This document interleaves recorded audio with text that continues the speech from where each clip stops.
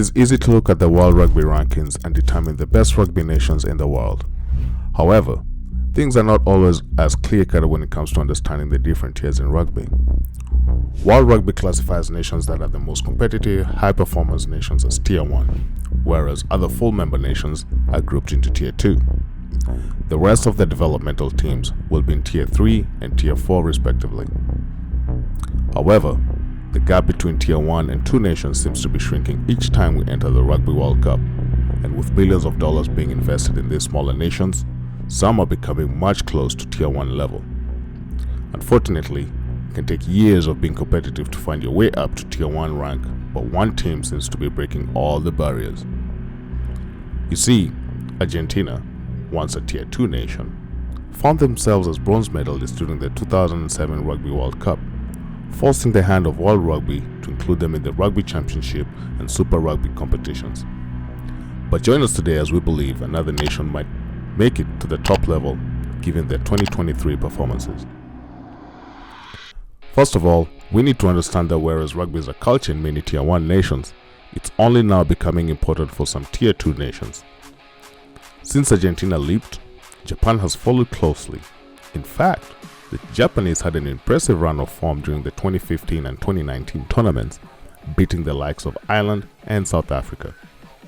Unfortunately, it seems the Brave Blossoms are running on borrowed time.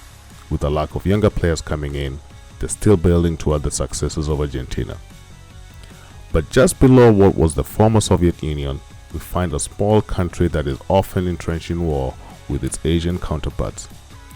This small country is Georgia, and they've been making massive waves as of late.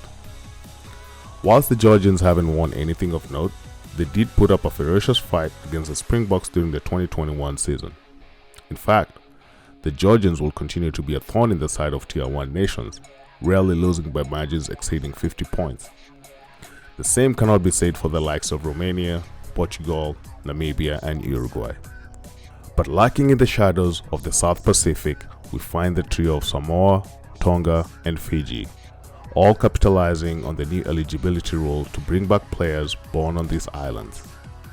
Whilst being invited to compete in the Super Rugby Pacifica tournament held by the Anzac nations, these teams have seen a massive increase in popularity. And even though the likes of Samoa and Tonga have been on a good run of form, it is the Flying Fijians who seem to be winning the hearts, minds, and victories against more impressive Tier 1 nations. So what has happened? You see, Fiji is no stranger to the Rugby World Cup, having competed in every iteration since its inception in 1987.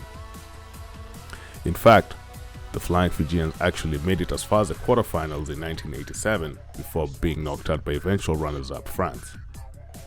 Unfortunately, the Pacific nation failed to qualify for the 1995 edition, but in 2007 they will once again set the world alight with pool victories over Wales, which saw them make it to the quarterfinals once again. However, they will be knocked out by eventual winner South Africa, and since the tournament, a rebuilding process started.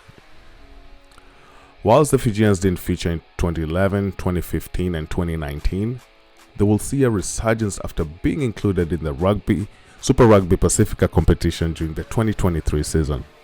But let's back up a bit. Whilst the world was struggling through the pandemic, Fiji also had to struggle with their rebuilding. By 2022, they will only be able to win and draw against other Tier 2 nations. In fact, Fiji was demolished by both the Irish and the Welsh, while only managing to win against Tonga twice. However, signs of a renaissance could be felt in the stands of Twickenham as the Fijians prepared for the final warm-up game against England. In fact, Fiji will blow the match wide open, beating England by 30 points to 22 in what will finally announce them for the tournament. Thanks to numerous stars from the Pacific Island coming back to play in the World Cup, few people knew what this team was capable of. But as they kicked off their campaign against Wales, it was apparent that Fiji was ready. After losing the opener against Wales, Fiji proved that they have a powerful side, forcing Wales to make more than 200 tackles during the game. Was it not for a few shaky calls and the accidental knock-on in the final moment, Fiji could have sneaked past this Welsh side. However, the following week set up a golden opportunity for this new Fijian side, as they will come face to face with the Wallabies. In what was a close game, Fiji stuck to their guns of playing ferocious, hard-hitting rugby. In the aftermath, the men from the South Pacific will knock over the Wallabies by 22 points to 15, almost guaranteeing themselves a quarter-final berth. But with the likelihood of England lacking in the playoffs, it remains to be seen if the Flying Fijians can continue to defy the odds. Whilst they may be a Tier 2 nation, calls are echoed among many fans to include this side in the Rugby Championship going forward. But what do you think will happen to Fiji? And do you believe this is down to the brilliance of Simon Revalui? Or have they finally announced themselves as a possible Tier 1 nation? Make sure to let us know in the comment section below.